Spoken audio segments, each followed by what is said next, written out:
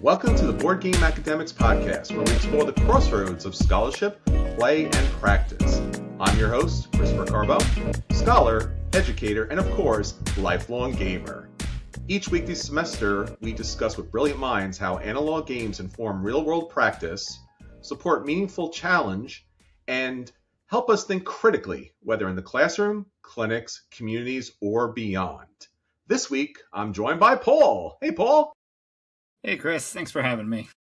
We're so happy to have you here. So, Paul, we've already talked previously last semester from a theoretical, philosophical, psychological perspective. But for this semester, we brought you back because turns out you're not just an abstract thinker about all this stuff and related to tabletop gaming and play, but you actually bring it to the table, bring it to the people, and use it for practical purposes. Yeah, so I'm both a mental health counselor, where I do provide psychotherapy to a wide range of people. I supervise, but my primary day job is I'm a professor, and so I teach in a master's program. I actually teach students who are learning to do counseling, so mental health counselors. Excellent. In training. Over the past several years, some of the biggest changes to my teaching in particular has been the incorporation of games and this kind of very particular way of trying to bring play into the classroom, not just because it's fun, which it is, but not just to increase engagement, but in order to actually deepen learning. And kind of excited to talk a little bit more about that, particularly for adult education. Yeah, it's wonderful, Paul. I mean, I think obviously as we talked from a theoretical level, there's so many different practical applications and benefits from using tabletop games to educate. And obviously, historically and socially, we think that that's only the realm of children that are developing. And seemingly, because of that kind of bias, we have lost some sort of that tactical, phenomenological kind of experience with others around us and being present in a space. And again, it's wonderful to see that that's actually happening once again in education. Yeah, I mean, and I think one of the first things is to decouple the idea of flippancy from play. I think there's a sense that when you say we label it with children, what we end up doing there is that subtly we imply, well, that's just a kid's thing, right? That word just sort of sneaks in there. That's not really adult. Well, that's not real work. That's not real learning. Because if it's playful, it must be flippant. It must be silly. It must be unimportant. And I think that is the key thing that's missing. Is actually, no, play can be deeply serious. And I would say all the way from, I would argue that psychotherapy, when it's actually working and going well, is a form of play, even if we're talking about someone's deep trauma. Similarly, education, when it's actually educating and not just the appearance of knowledge transfer, is actually a play space. The classroom working well is a play space. And we can get into what I mean by that, but I think play itself is such an important aspect to bring back and to recognize it's always been there. We've just often thought we were too, quote unquote, mature for it. But actually, that's where we feel most alive, is when we're in this playful space, in this creative space where we're holding possibilities together. And games, I think, when we use them thoughtfully, actually can really help build on that and take us, even if we want to use something as simple as Bloom's taxonomy, right? From remembering as the most basic, how to move us all the way up to synthesizing and creating and analyzing. How we're learning. Yeah. It's funny that you mentioned that, Paul, because I hadn't thought about it until now. But when we talk about games that are specifically created for typically a corporate task like training and development, that whole section of games, that industry of games, is called serious games, as if we needed to say serious in order to convince the audience that this is mature and worthy of their time. Yeah, that it's not just frivolous or whatever. Yeah. That's wonderful. So, Paul, tell us a little bit about the work that you've been doing with your students using tabletop games. Yeah, so it started with, one, maybe I'll begin, and I don't mean I don't mean to be rude here, but a lot of the like games that are developed for therapy or for education are just bad games. Yes. Like they're boring. Yeah. And I was looking at them and said, that doesn't mean they're not important. That doesn't mean they don't hold a space and they haven't been used really beautifully in great spaces. I don't mean to critique their existence, just sort of my metabolization of them. And I think part of it is because when they're overtly like I'm going to teach you anger coping skills, so we're going to roll dice and move and then answer questions about anger. There's this disconnect between the theme of the game, right? We're learning anger coping skills, and the mechanics of the game. I'm rolling dice and moving myself, where there's no connection there, right? And you study and play a lot of games, Chris. When the theme and the mechanics are doing completely different things, the game feels off. That can be intentional. Some games are very intentionally moving that, but a lot of times that's sort of why did you just slap this theme onto Monopoly or onto Uno or onto this kind of pre-existing thing? So that's where I started with this like kind of discomfort with that. In a lot of the ways as an educator, there tends to be a push towards, hey, you need to be more engaging. You need to like involve your students more. You shouldn't just lecture, this recognizing that like maybe students are whole human beings and aren't just minds in a jar waiting to get downloaded, Yeah. but actually are like a full human being. And so learning then, as I was sitting with it, obviously needs to involve more than just data dumps from my brain to theirs. Yes. Otherwise, crash course in psychology is always going to be more engaging than I am. It's always going to be more interesting. So what is it that a classroom can facilitate that's not just transferring knowledge, but isn't ignoring that? What's the value of the classroom? I mean, and I always go philosophical, so I can't help but be like, so why are we here? Why are we doing this? Why do we collect a bunch of students together and then ask them to learn in that way instead of just, sure. Chat GPT will give you a good enough answer for most things, and a lot cheaper. Why are you paying all this money? 100%. And I think it's an important thing for all educators to wrestle with, because the answer is that learning is so much more than data. And I think there's this, I sometimes get playful with language, so you'll have to excuse me on this one. But right, I think information is always formation. We're always being formed. Mm-hmm. And information can sometimes malform us. Right? It can go from information to malformation if we reduce ourselves to data. But actually, if we open ourselves up, information is meant to change us. Why are you learning? Because you're meant to be different when you leave a class. It's supposed to do something. I'm teaching counselors. So when I teach them about the DSM and different disorders, mm-hmm. I'm not teaching them so that they can go win at the next pub quiz. Yes. I'm teaching them so that they can have a more complex way of understanding, connecting, and helping the person that's sitting across from them when they're providing therapy. Like this should change you so that you can do better work. Yeah, Paul, and I think you hit it perfectly earlier when you talked about how therapy is there to open, right? To expand, to explore, right? As a therapist, a counselor, you would never tell your client, this is what you should do, right? That kind of just feel like that works. Yeah. That kind of informed data download dump would create problems and blockages and malformations, as you said. And the same thing for tabletop gaming and the same thing for education is you don't need us as teachers, faculty, professors, instructors. You don't need to be here in the class. The data, the answers are already out there. The reason you could read the book. It's right there. I gave it to you. Like, here's the book. Read it. Like $5 in library fees and you're fine. Like, you don't need to be here. But again, especially for the younger generations that are coming up, the reason why they're so incredibly valuable and why education and therapy is valuable is because we need you to form and think and come up with better questions, deeper understandings, right? You should leave thinking more and questioning more and seeking out more than you came in with. If I give you the answer, it doesn't really do you any good. You find it on your own, as you're saying. Exactly. Yeah. Well, and maybe like language learning, I think, is a great example of this. I used to teach English. I was living overseas, and I would teach college students English. And you can memorize all of the vocabulary that you want.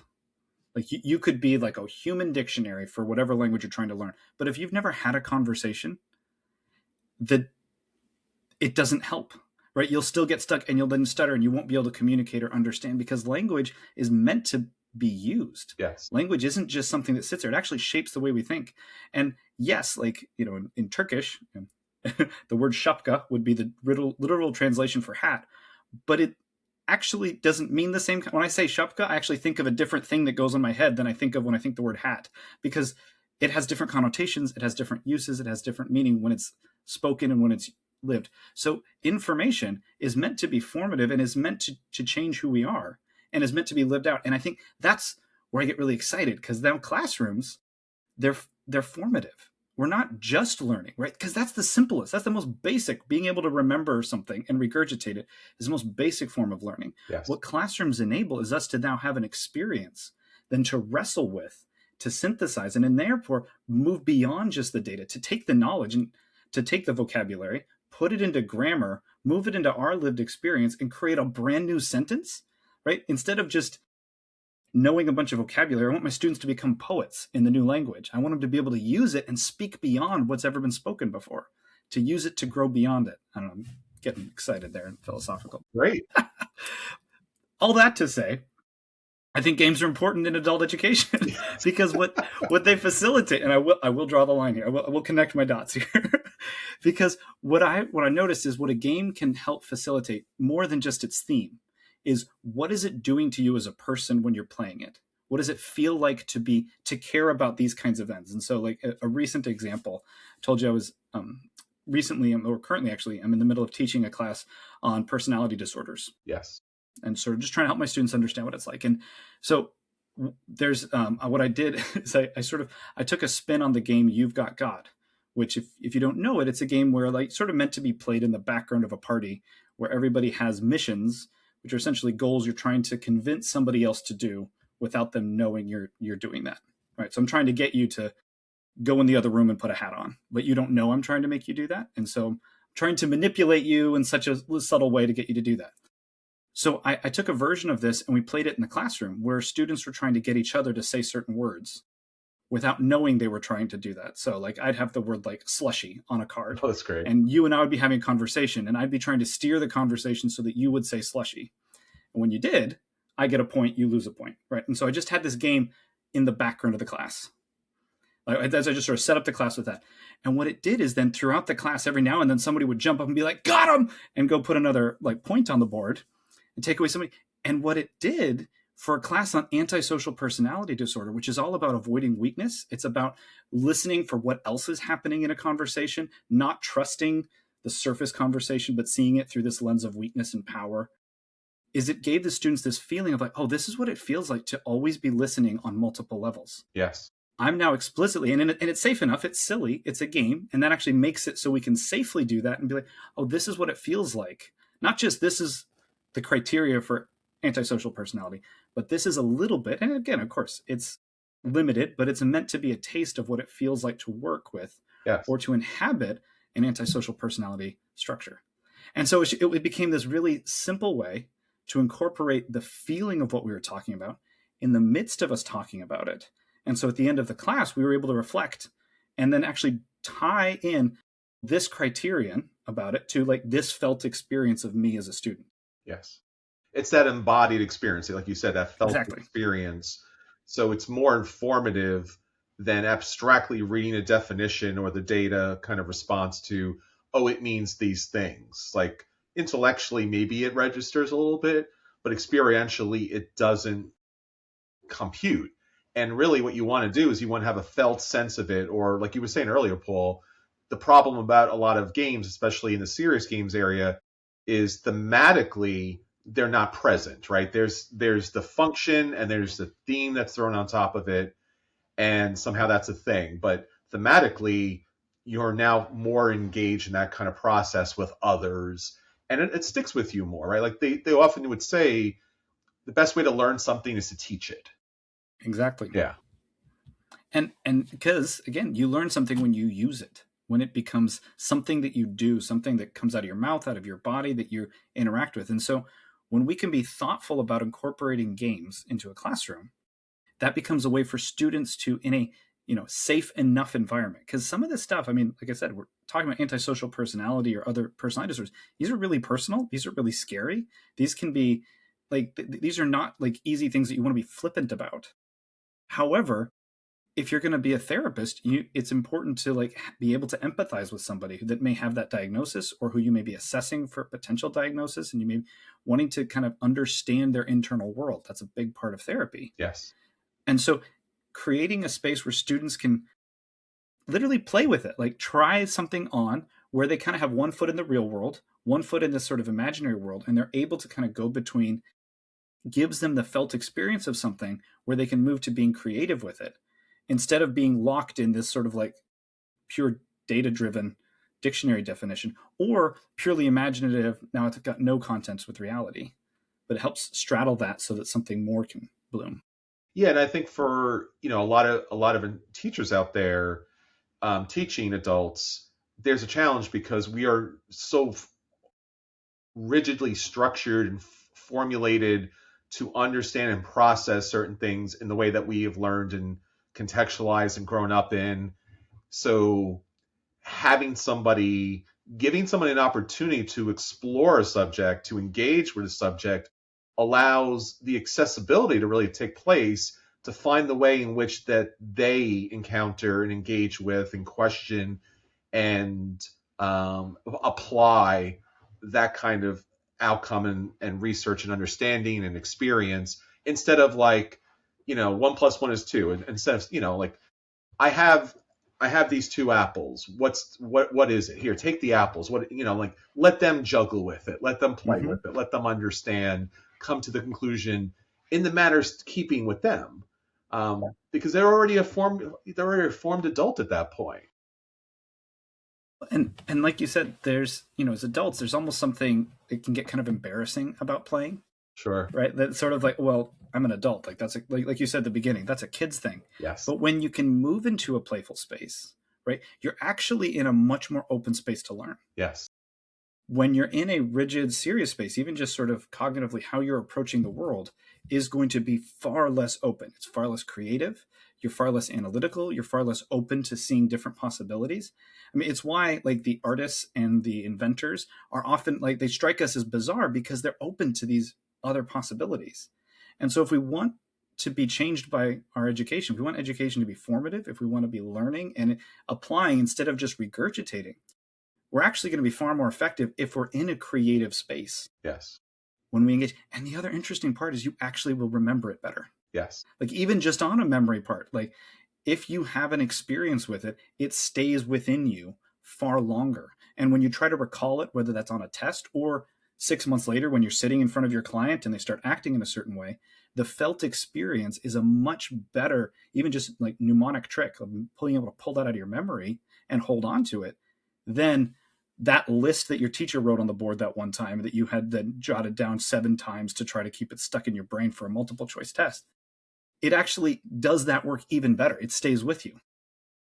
Yeah, and it's kind of funny because we look back at education, especially from our years, from older generations, where if you were not learning, like let's say to spell a spelling word, right?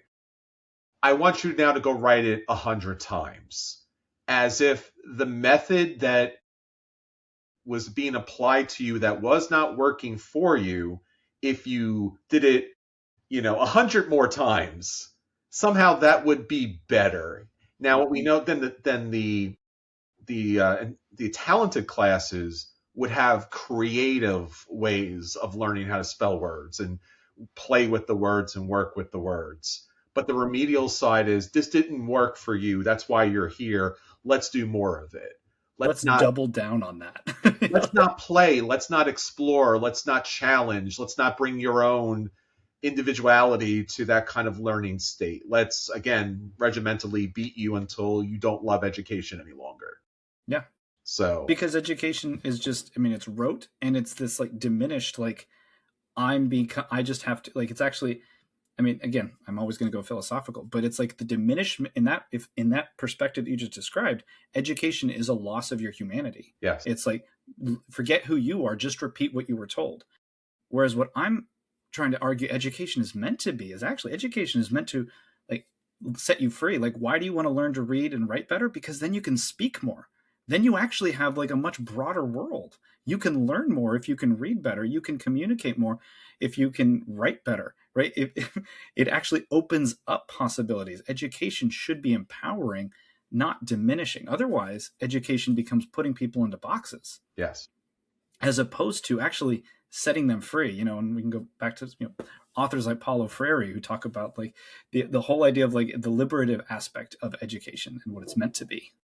Yeah, and again, historically, we know from like the creation of childhood up about the boxes that are created that seem to give us a sense of order, where it's really constrainment, as you were saying, Paul, and that constrainment historically and traditionally is psychologically very bad, right? Because how are you letting somebody else prescribe who you are, right? Even in the best intentions, they're going to miss out on something, and then you spend the rest of your life as an adult, you know, in an a square peg in a round hole. It just doesn't work correctly, and you're not sure why, because society mandates and supports that. And then in educational circles, now more than ever, because of technology, everything is so curated towards what it believes to be your interests and desires and foundational beliefs that it never gives you an opportunity to explore and fail and explore and discover. So, again, it reiterates that kind of idea that like you have to have this specific answer that meets a specific thing, but you're never able to think outside the box, which again, as adults, we're told you should think outside the box. That's where the creative people are. Those are where the fantastic, wonderful people are. But traditionally, they tell you paint, paint in the box. Paint by number. Yeah. Yeah, it's just crazy. Well, and like you mentioned, you mentioned technology. Like whatever I teach you now is going to be outdated. Yes. Right. Like also like it. I teach counselors, and so right now I teach them the DSM-5 TR, which means there's been a DSM 1, 2, 3, 4 and their own text revisions to those prior to that. And guess what? There's going to be one after this. And so part of what I have to teach them is how to adapt. Yes. Not just memorize these criteria, but also get a sense of what it is this diagnosis is even trying to get at, be able to wrestle with it and be able to use it. Because the whole even point of even knowing a diagnosis, sure, is to communicate with insurance, is to clarify and communicate across services, but is really primarily about the health of that person. It's about guiding your treatment so you can help them. It's not meant to put them in a box. It's actually meant to help you connect with them better. Yes. And if you are already reducing their diagnoses to like, this is what it must be, like, and organizing it instead of actually, no, I understand that. And I need to go beyond that. Like the task is actually far harder. And I think that's one of those interesting parts where these conversations to me sometimes fall apart, is that when the push to like include games or play into the classroom comes in, sometimes that's heard through a lens of, so let's dial back the rigor. That means you don't need to know as much. You're just going to have this experience. I would argue conversely, no, that's actually just turning up the rigor to level 10. Because in order to have a conversation, let's go back to my metaphor of language learning. If you and I are going to talk, we both have to know a lot of words. And not just know what the words mean. We have to know them well enough that we can use them, that we can interpret their meaning to us and to each other, and then put them together in new ways to keep talking. Like there's so much more happening than just, did you memorize those words? In the same way, if you're going to be incorporating play, you're actually asking a lot more of your students, because they're not just remembering. Now they're wrestling with, they're creating, they're pushing into limits. And as you mentioned, they're going to be failing, but in a safe enough environment, right? They're going to mess up. And in a game, one of the beauties of a game is that you can lose and it's fine. Yes. And you can feel the frustrations of losing and the anger and everything else, but it's a game. Like the fact that it's just a game is actually what makes it safe enough to have the anger and the joy and all those other strong feelings that they can elicit, so you can get to know that part of yourself.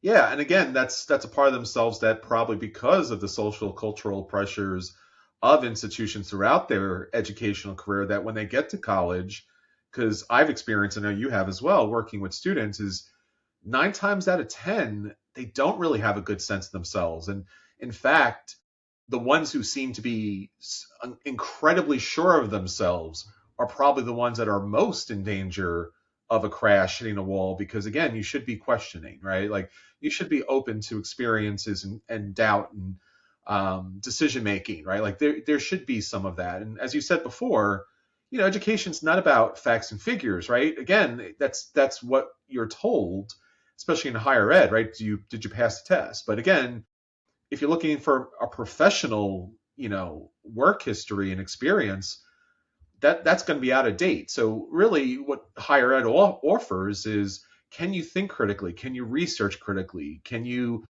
explain and explore with others in a way that like you can look outside the box, see all the shapes of the box, compare the box to other shapes, and what's the dimensions in which the box kind of lives in, right? Whether that's the DSM that was constructed in some social, cultural context with all these kind of political aspects to it, right? So when the DSM-6 comes out, right, like you're not so thrown by it, right? Like, oh, okay, I know exactly where this is coming from. And again, even look at the DSM-5, like again, there's a lot of critical issues and problems with it too, right? Yes, there is. There's a lot. But you need to know that. There's never, I mean, I hate to say it, but there's very few times that there's going to be on a test, whether it's a licensure or something else, where it's going to be like, so what are the problems and issues with the manual and the critical diagnostic handbook that we use? Like that doesn't happen, right? They'll ask you, what are the disorders, instead of, is there a bigger issue here that we should be aware of and contend with as we're diagnosing and treating clients? Yeah. Yeah. And not just to then be like, see, because it's bad, so we can throw it away, but to say, no, see, it's bad, so I can use it wisely. Yes. Right? So I can actually make use of it in a way that's going to, again, what's the ultimate purpose? And in my context, it's so that my students can become therapists and help their clients. Like that's what it's really boils down to. I want to help my students become therapists who help their patients, and so that they alleviate suffering in the world. Like that's really what it comes down to. And I think we lose we lose touch with it. And this is where I mean, this is moving a little bit away from like games in the classroom, but I would argue games as formative, right, is also the disconnect between a win condition and why you actually play a game, right? Like the win condition of chess is a checkmate, right? That's when you win, or if the other person, finally like gives up, concedes. But why do you play chess? Is it because you like watching kings get cornered? No, you play chess because you want to have an engagement with another person. A simple word for that is you want to have fun.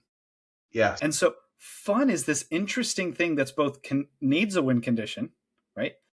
But isn't reducible to the win condition, because the game can be fun even if you lose. Yes. Right? So in the same way, education, of course, I want you to understand the DSM. So go back to that, right? Yeah, it's really important to me that you understand the DSM, but I want you to know why that is, because the DSM can be in service of healing. And it won't always be. Winning at chess is not always fun. You can win at chess and have a horrible day. Yes. In the same way, you can know everything about the DSM and be a terrible therapist. But there is a way that actually going after this gets you, learning about this one thing actually makes the more important goal more possible. If you refuse to try to checkmate your opponent when you're playing chess, you're not going to have fun, and neither are they. At least at the game of chess. And you lose the point of chess to begin with. Exactly. So you're not really engaging in the work that you claim or you seem or you want to kind of be engaging with. I mean, if you want to win chess, you could just knock your opponent over the head with a club and just be like, yep. And I won. Yeah. Go play a bunch of toddlers. You'll probably win. Great. Have fun. Yay. It's like go dunk on the Nerf basketball hoop. It's 100%. Yeah. But that misses the point, right? But we have to trick ourselves that winning matters.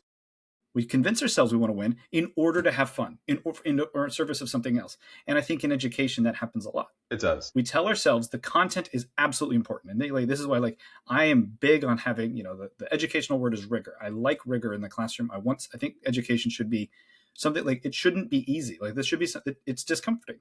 And it's in service of what? Why are you going to school? What's the purpose overall? For my context, it's to become a better therapist. I don't want to lose sight of that. And so games, I think, help remind us of that. That no, it is a game, but it's a game in service of something else. And if you play it well, you actually get to experience something far more beautiful than if you just reduce it to, no, I've just got to get the A's, right? We all know people who are A students who seemed quite foolish, who you wouldn't trust with whatever they supposedly were experts in. That doesn't mean A's are bad. No. It just means you have to be able to think, you have to think beyond what the A is meant to point to. And again, that's the idea of education and also tabletop gaming is you should be enjoying the game. Specifically for me, is fun for me is making interesting decisions. And if I win, that's great. But that was never the focus. It was the journey. So if I get an A in that class, great. But I learned something, right?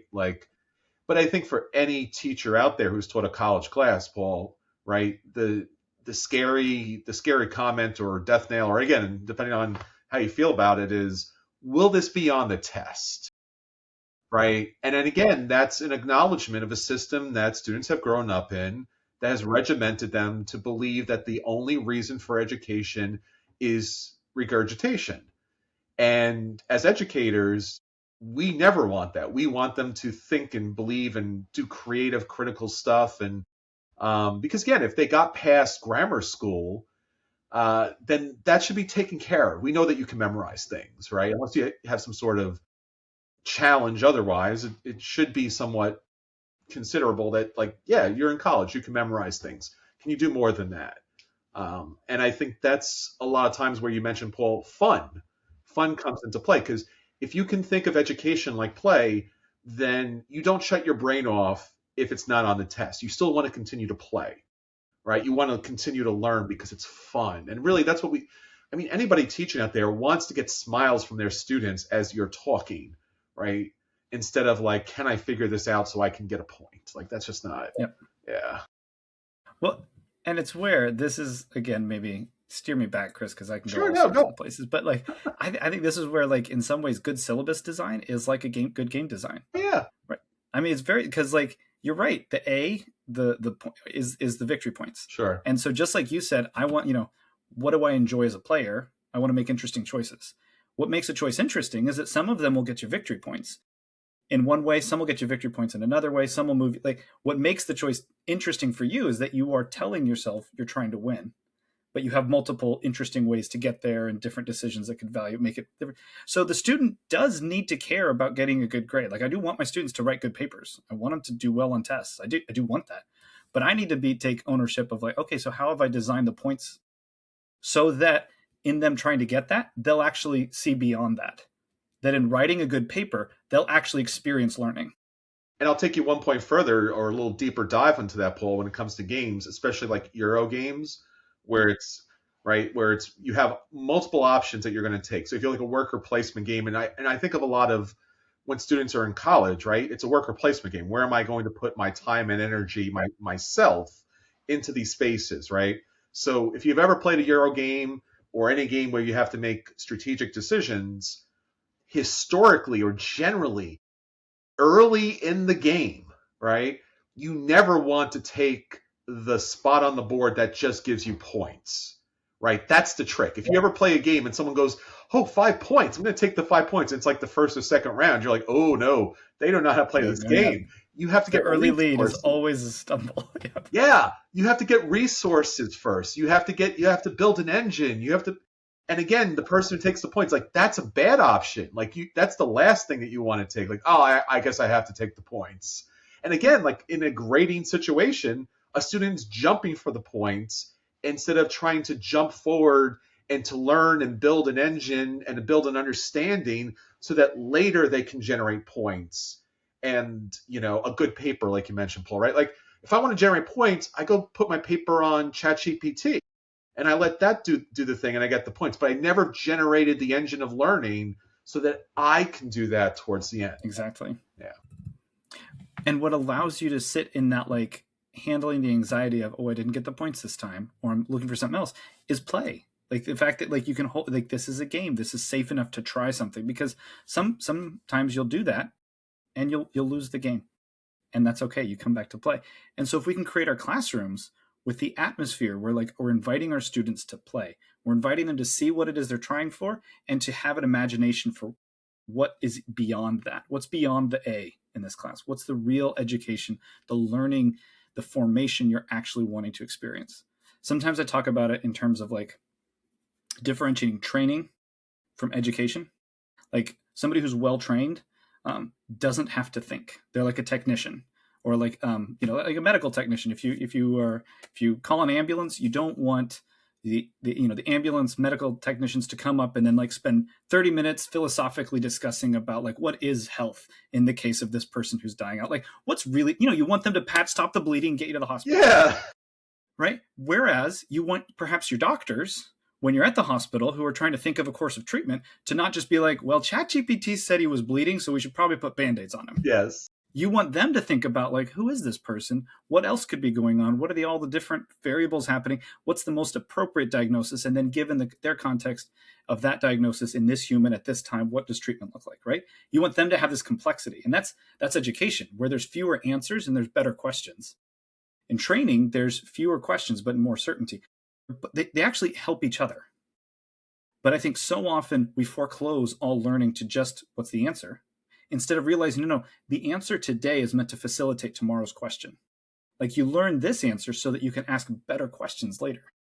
And Paul, as you stated here, I mean, both from a therapeutic angle as a counselor, but also as faculty member, especially in higher ed, in which we are combating at least a decade, 2 decades of institutionalization on behalf of students, that we have to hold the space for them to, as you said, deal with the anxiety of not having to focus on the A or the victory points or the points on the test or whatever it might be. Because again, there's a real stressor there. Like, that was, education had put that there. Like, that's not a mistake. That's not an accident. That was done on purpose, Paul. They did that. Yeah. And now we're looking towards their future because we have a greater understanding of things. And just like tabletop games, for example, like the Eurogame example is, once you learn to play one, the things that you learned in that one, you will find that in other classes, just like you find that in other board games, right? If you learn how to play worker placement in one game, you know how to play worker placement in almost every other game out there. But you have to take the time to learn how to play a worker placement game. Yep.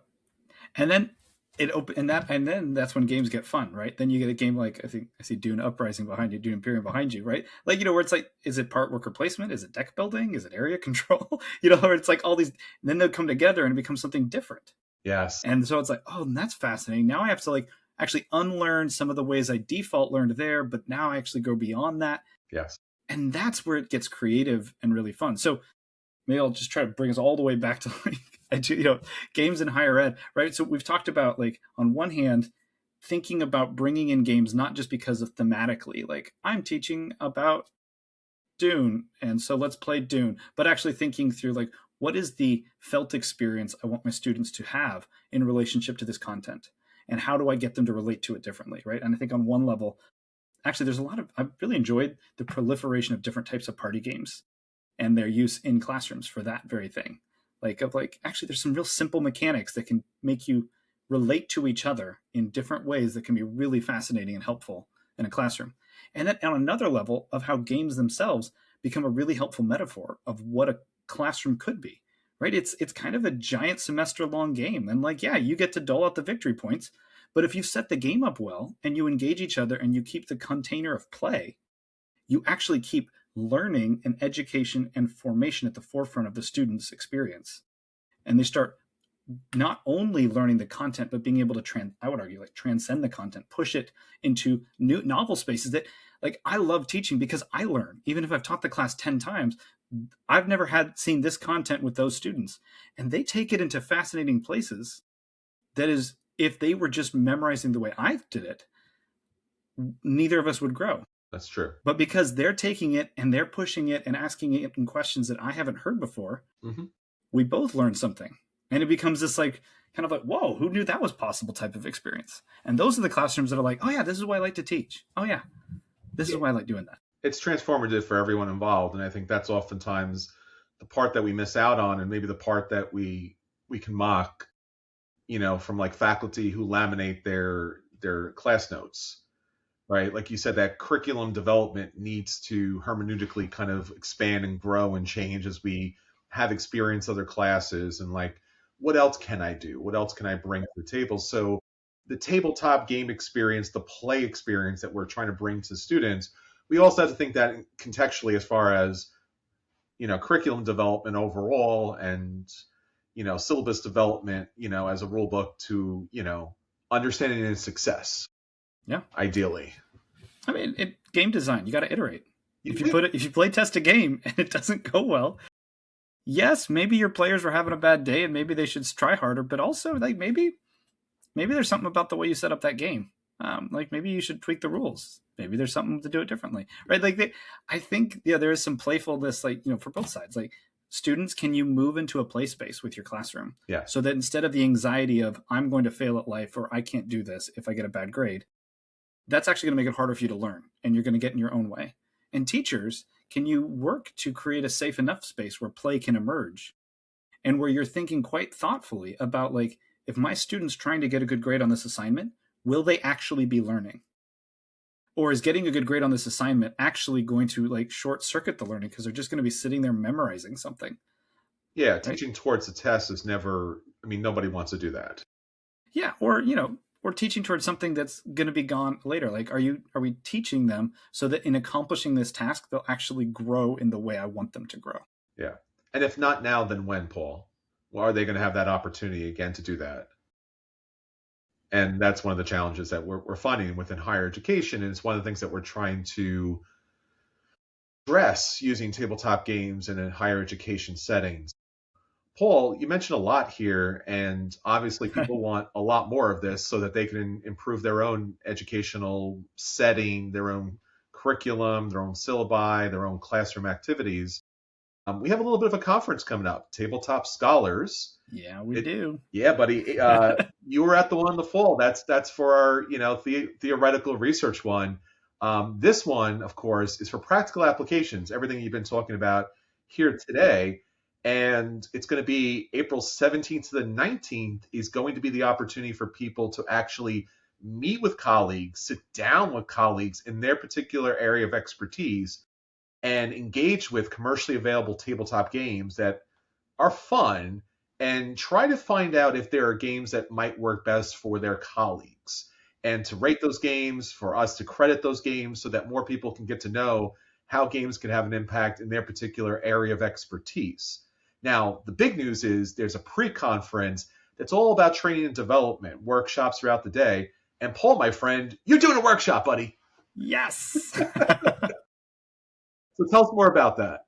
Yeah, no, a lot of it is some of the stuff we're talking today. I'm hoping to bring not just sort of like, hey, here's like 3 games that I use in this way. Yes. Which again is the opposite of what I just described. Instead, what I'm hoping to do is to have a conversation and like little experiential play space of thinking through how can you incorporate play to deepen the learning. Yes. Not to just make it more fun. Like that whole thing where teaching should just be more engaging, I think is a losing battle. But I think where teaching becomes deeper learning, becomes more formative, that's what I'm excited about. And I think games have a whole lot of untapped potential if we as teachers can be more creative about what's actually happening within our students, when we can think about games as an art form that lures the students into engaging in a particular way.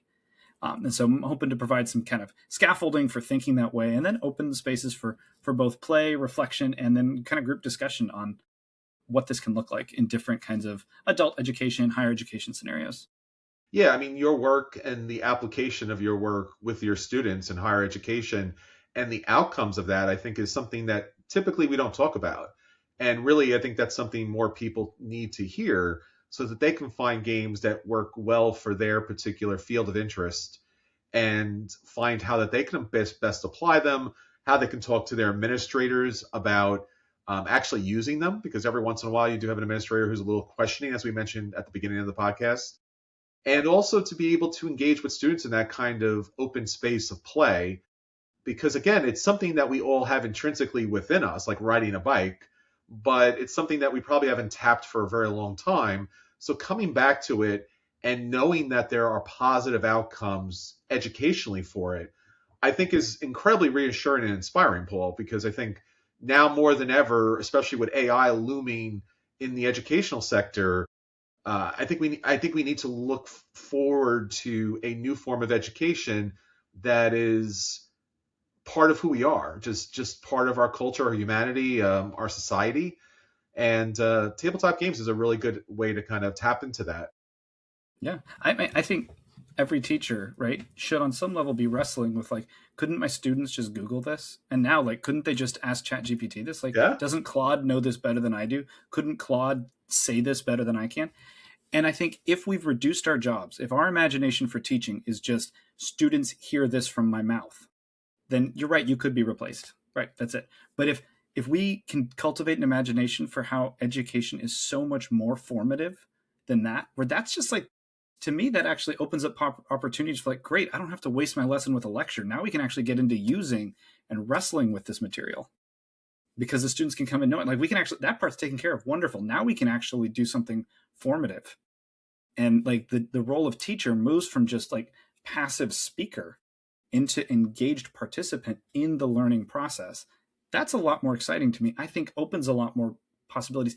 And on a job security level, right, that's not the, like, that kind of creativity and human engagement isn't about to be replaced by AI. No. Or a cute TikTok video. As much as administrators and executive administrators try to, replace services and teachers with those kind of technological things that they happen to see at a trade show. And again, I remember that I had New Jersey, the state government wanted to give money to colleges and universities because obviously they wanted to help students.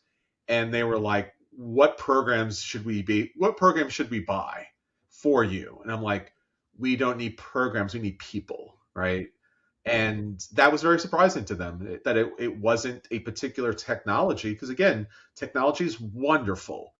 It's just inevitably it becomes obsolete. But people don't. People are still here. People are still working and exploring. And it's those people connections that really are valued more than anything, And everybody, every student, myself included, we look at our faculty and we love and adore them, and they mean so much to us, and we learn so much from them. Beside our family, who else but our teachers, right? So if they can engage with us in a safe format of play and exploration and even failure in that kind of way, because I trust them to go through the process, and I trust I can, call out an answer or try a new way of thinking, and like they'll support me on that. Where else in the world do you get that other than the classroom? It's such a wonderful, engaging experience, and we just want to kind of enrich it a little bit more with tabletop gaming. Yeah, and not think of the current moment as something to be afraid of, but as actually really cool opportunities 100% to engage each other more. Yes. To actually dial up the face-to-face. Part of the critique of 30 years ago education is actually the dehumanization of the teacher. The teacher was just the sage on the stage. It's actually, no, you are a person and your students are people. And there's something beautiful that happens when we engage each other unto a task, without not forsaking our educational task, but actually it enriches it. Yes. But before I get lost on another tangent. No, it's all good, Paul, because again, if we look at AI, and again, AI is not real AI yet, but as it evolves and gets better and better, and as it just can provide the actual literal answer that we would ever want at any moment, maybe it's not the threat to education, but an opportunity, an opening for education to be what it really truly is, and always should be thought of as an exploration, right? And as a discovery of oneself within the world around us and with the field of study that we're engaging with, right? Because we don't have to worry about the answers anymore, Paul, right? I can go on my phone and get all the answers. I don't have to worry about memorizing something. It's already there. It's quickly available. I could probably get it on my watch if I needed to. So what do you want from me then? Oh, you want me to explore and think differently and reach out and reconstruct this thematic kind of experience? That's what humanity is there for. That's what we're all about. Yep. So let's do that. Let's do that instead of worrying about what, 1 + 1 = what. I can find that later. Don't worry about it. Because I think it exposes it's never actually been about what the answer is. It's true. The answer is important, but we've always been asking for another reason, because the answer means something. And that but what does it mean? That's the question that the classroom is all about. It's true. Yeah, but what does this mean? And that is not something AI can tell you. It's very, very true. Well, if you'd like to learn more about all the stuff that we've been talking about today, and especially Paul's presentation at the Tabletop Scholars Conference, please go to boardgameacademics.com, all one word, boardgameacademics.com, and check out Tabletop Scholars under the conference dropdown. You'll find more information about Paul and all his work in the show notes. So thank you for joining us. You can find all the information there and so much more. Paul's research journal article will be coming out in March, so you'll be able to see more about Paul and all the great things he's doing. So Until next time, keep rolling and thinking critically, everyone. Take care.